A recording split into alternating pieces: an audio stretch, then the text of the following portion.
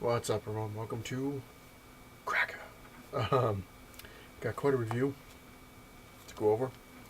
It's gonna be fun. Um, didn't get anything new today because I didn't have a chance to go to Phoenix Comics. I just had too much stuff to do and I got sidetracked. And what can I tell you?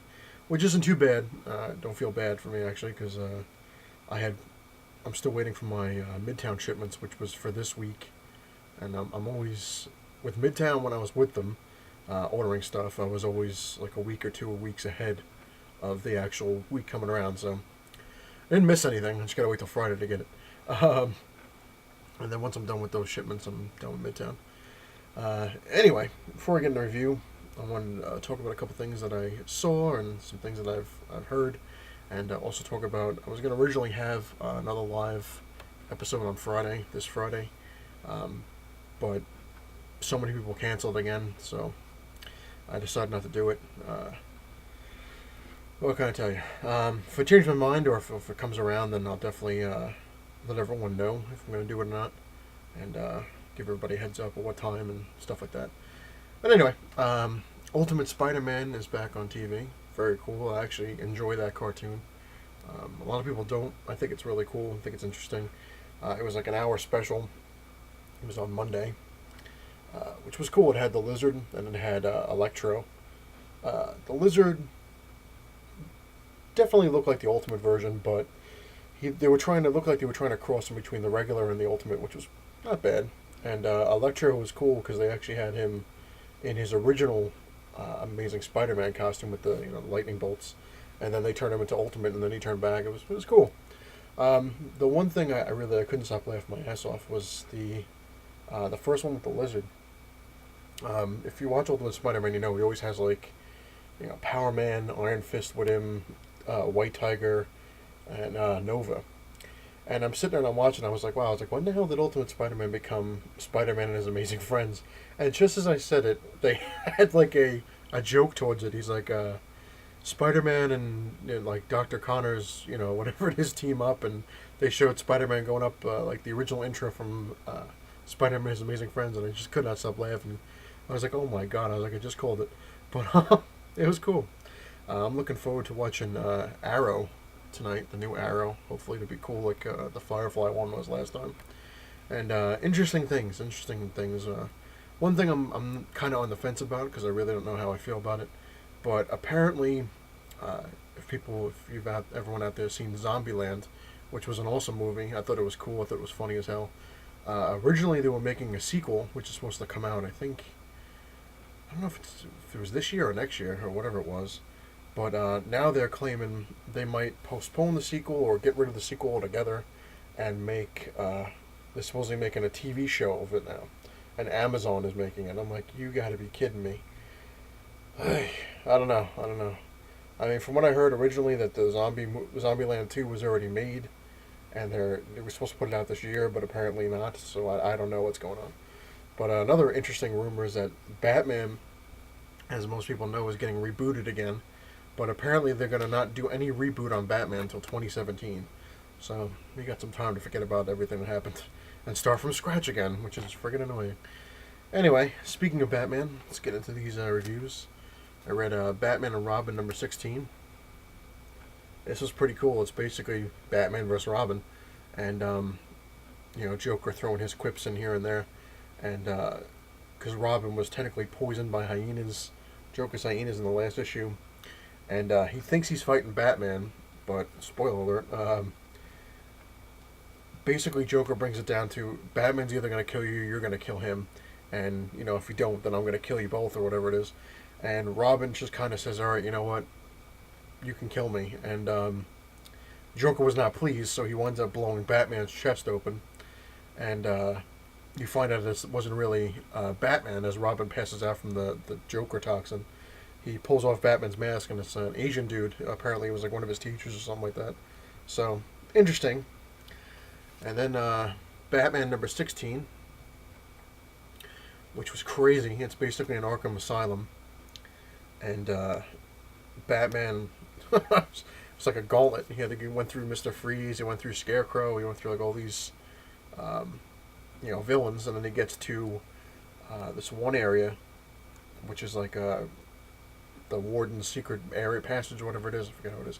And a friggin' horse on fire goes flying by, and he's like, "What?" And then the Joker's there as a jester, and then he has the Penguin, the Riddler, and Two Face, and then oh man, who else was in there? Can't remember. Somebody's Wonder Woman. Get out of this. And Superman. Interesting. But anyway, besides that, Joker basically, he's saying how Batman's got to be redone and brought back to his old ways and all this stuff, and well, long story short, Batman basically just goes to kick his ass, and then because the Joker has a like chainsaw like embedded in this thing, it's supposed to be like Excalibur and what it is, and he calls him his Bat King, and it's crazy. It really is crazy, but it works. And at the end, basically, the Joker takes down Batman as he sits on this throne. He electrocutes him, and doesn't kill him, just knocks him out. Then they had like a bonus story, where it continues, and Harvey Dent is like, let's kill him now. We want to be a part of this, and Joker's like, no, it's between us. You can leave, and they decide not to leave, so he kind of locks them in place, so they can't go anywhere. And Penguin tells the Riddler, he's like, get us out of here. And the Riddler was drugged by the Joker from the suit he's wearing. And then Two Face says he was going to blow his head off, Joker's head off. And the Joker kind of tricks him. He's like, how do you know I didn't do anything to your suit or the gun? Who knows what it'll do? It's your choice. But you don't have enough coins to check out all these options. But it was cool. And then he shows another serving tray, like a butler serving tray, which seems to be in all of them now. And he opens it up, and you don't see what's inside, but everyone's like, oh my god, which my guess is it's Alfred, or a piece of him anyway. And craziness. Moving on to all new X-Men number 6. Very, very cool. I'm actually liking this series. I think it's interesting. Basically, Jean Grey is Kitty Pryde kind of helps her out because she's kind of getting overwhelmed by all the psychic ability, all the thoughts. So Kitty Pryde tells her, do this, slow your breathing down, relax, calm down, think of one thing at a time. And she's like, oh, where'd you learn it from? She's like, I learned it from you. And then they have Cyclops actually steals Wolverine's motorcycle, which is kind of a nice little turn on things. And Wolverine tracks him. He's at like a store, and he asks why all the water's in bottles. It was awesome, because if you think about it, like somebody from the '60s comes around now, you're like, what the hell is all this crap? And then he wanted to buy a magazine, and it was like $6, and he's like, dollars? It was cool. It was kind of cool how they did that. And then, because he not only stole Wolverine's bike, but apparently his jacket, and he looks in his jacket, and Wolverine's got like thousands of dollars in like a big roll, and he's like, why the hell does he have this much money? And Wolverine comes in, he's like, it's none of your business, and he pulls him out, and what the hell was it? Like, he's saying to him, he's like, because Cyclops goes to push him, he's like, ow, he's like, yeah, I have unbreakable bones. He's like, it hurts, whatever. And Cyclops is like, oh, unbreakable, you say? Yeah. He's like, are you sure? He's like, yeah. So he blasts him onto the roof. It was awesome. And then Mystique apparently gets a wind of them and decides to, I guess, get ready to kidnap him or whatever the hell she's going to do in the next issue. But they actually show Angel meets up with Archangel and keeps asking him why he has metal wings, and he doesn't say anything. But it was interesting. Moving on to Thunderbolts number 3, which a lot of people can't stand. I'm still on the fence about it, because it's still like gearing towards something that it just keeps going and going. And you're like, oh my god. And it really is true that everybody looks the same. But it was kind of funny with Deadpool. Like, he's making fun of the leader and says that the Punisher, when he finds out, is going to put a bullet hole right here. And the Punisher winds up shooting him. And he's like, I told you. And that's pretty much it. That's pretty much it. I mean, not much to it. Moving on to Daredevil number 22 with the Superior Spider-Man. Quite interesting. Basically, Daredevil's kind of adapting, I guess, to being poor, because he left his law firm, and he shows how blind people, fix their money so they know what they have, and then he talks about how people shortchange him because the guy he must have gave the guy 100 and he gave Daredevil back like $4. He's like, and that's 100, and he's like, are you sure? Because Daredevil, he knows, I guess, can feel it or whatever it is. That's what he was saying. He goes, it used to be easier to feel than the money, and he knocks over this guy's case of expensive liquor, and he says, we're even. And Spider-Man winds up showing up and thinking he's a bad guy or whatever it is, and starts fighting him, and Daredevil's like, there's something wrong about Spider-Man, there's something off about him, and all this stuff, and it was cool. They wind up fighting Stiltman, go figure, who they kind of made a little more badass, I guess. They redid him, and now he's super strong, and he's able to do all sorts of other stuff. But in the end, of course, Daredevil and Spider-Man win. Moving on, Avenging Spider-Man number 16 with the X-Men. This was cool too. Spider-Man, apparently there's this giant spider, like a building-sized spider, climbing up one of the buildings and destroying stuff, and Spider-Man shows up and he's like, oh, you gotta be kidding me. And the cool thing is, now in his eyepiece, he has, it's able to analyze stuff. So when he looks at certain things, he can analyze what he's looking at. Like, he looks at the spider and finds out it's a garden spider. And he's like, you gotta be kidding me. He's like, the thing's not radioactive, it's, whatever, it's might be a mutant, might be this, might be that. And when he gets up close to it, because he was going to actually kill it, he takes a lamppost and makes kind of like a spear out of it, gets close and finds out that the spider has human eyes. And he kind of gets freaked out. He's like, that's, insane. How the hell does it have human eyes? And then the X-Men show up and say, it's our problem, don't worry about it. And as he's looking at the X-Men, he's analyzing every single person. Like, he's got, he looks at Wolverine and the adamantium skeleton, unbreakable bones, retractable claws, hypersenses, like all this stuff, and it was cool. And he doesn't act like Spider-Man, so then Wolverine's kind of like suspicious. He's like, he's not acting himself. This might not be him, and whatever it is. And he goes to grab Spider-Man, and Spider-Man flips out and pushes him. He's like, don't you ever touch me, and just cold cocks him right across the face. And Wolverine gets up and fakes him out, goes to touch him with his hand, but then comes around with his claws.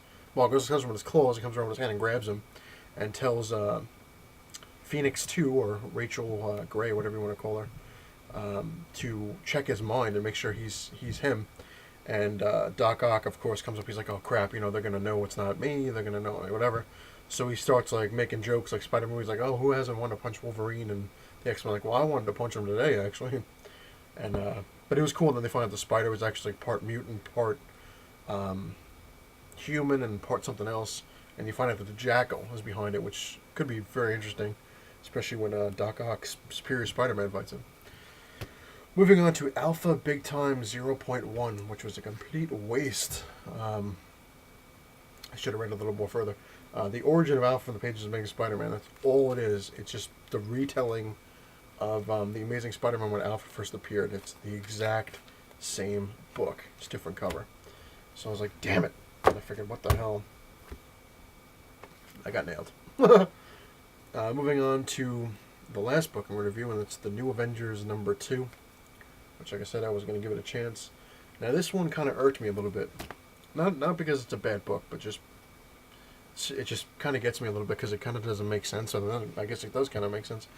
I never read the Illuminati books that came out. Didn't really care for them. I was like, I don't want to read that crap. Then, of course, they had the World War Hulk, where the Illuminati, apparently, which consists of, I think it was like Doctor Doom and Namor and, you know who they are. If you know who they are, you get my drift. Now, what's funny is they're supposed to control all the events. It had Professor X. It had, like I said, who's in there. And Black Panther apparently turned it down. He's like, I don't want to be any part of this, any of this stuff you want to do. And I think Reed Richards was part of it, and, like I said, the drill. But what got me is in this book, it basically focuses on the Illuminati, kind of like the Black Panther kind of calls them together. And you find out that it's Namor, was it Tony Stark, Reed Richards, Doctor Strange, and then it's Captain America, and now the Black Panther, because the Professor X is dead, and Black Bolt. I'm sorry, I forgot about Black Bolt. But what gets me, this is kind of funny, it pisses me off, but it kind of, apparently each one of the Illuminati members has an Infinity Gem. I always wonder what the hell happened to them, because when they had Warlock, in the Infinity Gauntlet, and he wound up taking the thing and separating the gems, and the Infinity Watch, and they in the Infinity War they kept saying that they always alluded to that one of Earth's warriors, was had one of the gems, because Warlock had one, Pip the Troll, Drax the Destroyer, Galamora, or whatever the hell her name is, and what the hell's her name, Moondragon, and there was never the sixth one. So who on it's Drax? No, I'm sorry, Drax. Let's see, Drax, Moon Knight, not Moon Knight, Drax, Adam Warlock, Moondragon, Galamora, Pip the Troll. That was it. Yeah. So they all had it. So there's 6 of them, but they only split up 5. So they always wondered what happened to the other one. And what gets me is everybody in the Illuminati now they showed they have an Infinity Gem, which Namor had the Power Gem. Tony Stark had, I think, Space. Reed Richards had Reality. I don't remember what the hell it is, but they all had it. And the weird thing is that what gets me is Captain America is part of Illuminati, and he had a gem as well. So I'm like, you got to be kidding me! It's like, you look at Captain America, you wouldn't think he would ever have anything to do with that. Kind of like the Black Panthers. Like, I don't have anything to do with this, but things change. Things have to get done about this end of the world crap. And I don't know. It just pissed me off that Captain America is like a part of that. You wouldn't think he would be in that, but that's pretty much what the whole book was about. Was the Illuminati and what they're planning on doing. And apparently they want to bring back the Infinity Gauntlet to take care of this problem. So Thanos is going to show up at one point or another, because of course they're alluding to him in Guardians of the Galaxy as the villain, and then again in Avengers #2 he's supposed to be the villain. But it wasn't too bad of a book, but I'm just, like I said, I'm just not really a fan of Captain America being part of the whole thing. Moving on to the last 3 books, which I have yet to get a chance to read, so probably I'm going to have their review on Friday, which is the Indestructible Hulk #3, and Captain America #3, and last but not least, which I'm looking forward to, actually looking forward to all 3 of these, but Savage Wolverine #1, which I'm leaving the best for last, which I'm sure I will do a review on Friday when I get hopefully my next shipment, and by then I should have a chance to read them all by now. I've been really slacking lately. Just been really busy with stuff, so I've taken a break from packing stuff, and I'm like, I read a couple comics, I pack some stuff, read a couple comics, I pack some stuff, and I was like, video games. Ooh. But yeah, hopefully I'll have them done, and I'll do a review on them on Friday. Anyway, long enough video as it is. If you like what you see, please hit the little like button. If you really like what you see, hit the subscribe button. And me being a bastard, and I always, I don't forget, but sometimes I do. I want to thank my newest subscriber, which is Gavin86. I hope I said that right. I appreciate you subscribing. So I was up to 150 because apparently somebody else subscribed to me, but then unsubscribed, so I'm back to 149. Hey, whatever. So fun times. Anyway, it's not the size of your man that matters. It's what you have in it. Later.